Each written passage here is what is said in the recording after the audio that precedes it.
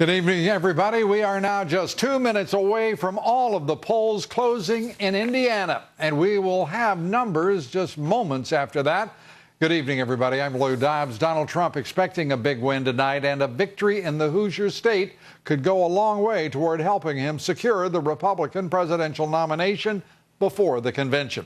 Trump says if he does win Indiana, consider him the nominee. If we win in Indiana, it's over with, folks. It's over with. And then we focus on Hillary Clinton. But remember, we began with 17, and one by one, they went off. A governor, a senator, a governor. They didn't know what the hell happened, but they went out. So now we're down to 2, and they're hanging by their fingernails. And hanging by their fingernails in Indiana. The stakes are high for Ted Cruz. He needs a win in Indiana to keep his campaign alive. The senator today unloaded on Trump, insulting him in every which way he could possibly think of in his most vicious attack this election season. This man is a pathological liar. The man cannot tell the truth, but he combines it with being a narcissist. A narcissist at a level I don't think this country's ever seen. The man is utterly amoral. Morality does not exist for him. It's why he went after Heidi directly and smeared my wife, attacked her. Apparently, she's not pretty enough for Donald Trump. When I said he went after Trump in every which way he could imagine, he did just that. In just moments, we'll be joined by former Reagan White House political director Ed Rollins, Republican strategist as well, and Pulitzer Prize-winning columnist for the New York Post, Michael Goodwin. But now, it is 7 o'clock in the East, and polls have now closed throughout Indiana, where Fox News can now project that Donald Trump will beat Texas Senator Ted Cruz in the Hoosier State's Republican presidential primary.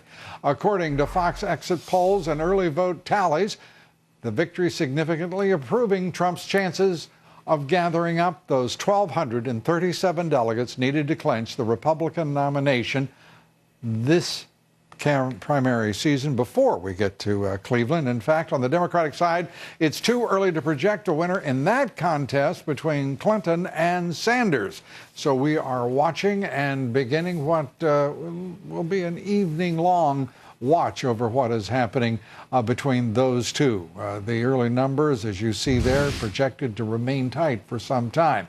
Joining us now, as I said, former Reagan White House political director, Republican strategist, Ed Rollins. Ed, great to have you here. Thank you. Pulitzer Prize-winning columnist for the New York Post, Michael Goodwin. Michael, good to have you with us. The Trump win, we, of course, do not know by what margin. Our decision room is falling down on their jobs. They can't project a precise margin at this early state. But he has a significant lead right now. Your thoughts, Ed? Well, the momentum has obviously changed, and I think to a certain extent, a month ago, this was a race that Cruz thought he was going to win. And I think the key thing here is that this campaign has grown and prospered for the Trump people. And I think that he now basically is at a point that the others need to get out and let him go after Hillary. And he says he's going to do that anyways, and that's a good thing. What are the odds, Michael, that you think that Ted Cruz, after we listened to, I mean, some of the most vicious attacks of this primary season, if not the most vicious by any candidate, what are the odds he's going to drop out here and start talking about healing a party that he is, at this moment, tearing apart? Yeah, I don't see how he plays any role in healing the party. I think he just has to get out of the way at some point. I mean, those comments today to call Trump a pathological liar, amoral, no morals whatsoever. Yeah. I mean, I don't know how you ever join the fold. I don't think there's any place for Cruz as a third-party candidate. I think he's just isolating himself at this point. I think that's the only answer. Nobody can invite him in now. I think he's toxic now. Trump pointed out in a statement following those remarks, the man has lost all but one of the last 7 contests and ran third in those. It's remarkable to me. I mean, literally, his campaign team has been better than he has. They've gone back and cleaned up some of these places and won some of these caucuses. But he has not performed well in at least a month. And he's kind of I mean, I think these are all self-inflicted wounds. The Carly appointment, the merger with Kasich, none of this has worked out for him. And I think this kind of rhetoric, I mean, he still has an opportunity, not this cycle, but again, to be a leader of the conservative element of this party. And I think he's diminishing himself by the day. And I think to a certain extent, he's now going to have to go up against the guy that's going to be the nominee and not be in good graces. This is obviously Trump's night, as was expected to be, a 15-point lead in the most recent polling. Right. And perhaps we shouldn't spend too much time focusing on Ted Cruz, but it does call into question whether he has a future at all in the Republican Party. He is absolutely alienated within the United States Senate. He is reviled by so many of the establishment leaders. It is hard to imagine him overcoming that for even a run in the next cycle or the cycle after that. His future looks very much in doubt because of the way in which, one, he's failed to gain traction, and secondly, his comportment, his demeanor, his language has been simply here in the final stretch beyond the pale. Well, I think what we're getting here is a lesson as to why he was so unpopular in the Senate. And I'm also struck, Lou, by losing so badly, losing now, this would be 7 in a row by large margins. He's basically calling Trump's voters stupid and fools and blinded and being hoodwinked. Trumps. Yeah, I mean, it's you want to go after the candidate, you want to win, but to start diminishing and demonizing the supporters of the Republican Party's nominee seems to me extremely unusual. I think we can say with some sense of irony as well, as the Republican establishment itself has been doing for months now, that is demeaning the voters and supporters of Donald Trump. Being old, the only recollection I have, you have to go back to '64 when Goldwater and Rockefeller battled it out, and at the end of the day, Goldwater had a big win in the convention, and basically Rockefeller was booed off the stage.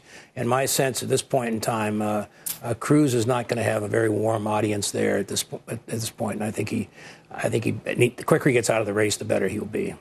Yeah, and it becomes also an issue of the party. And the party right now does not seem poised to heal itself, to come together. But we have seen other examples of where that seemed to be the case, and success awaited. What awaits the Republican Party right now, in your best judgment?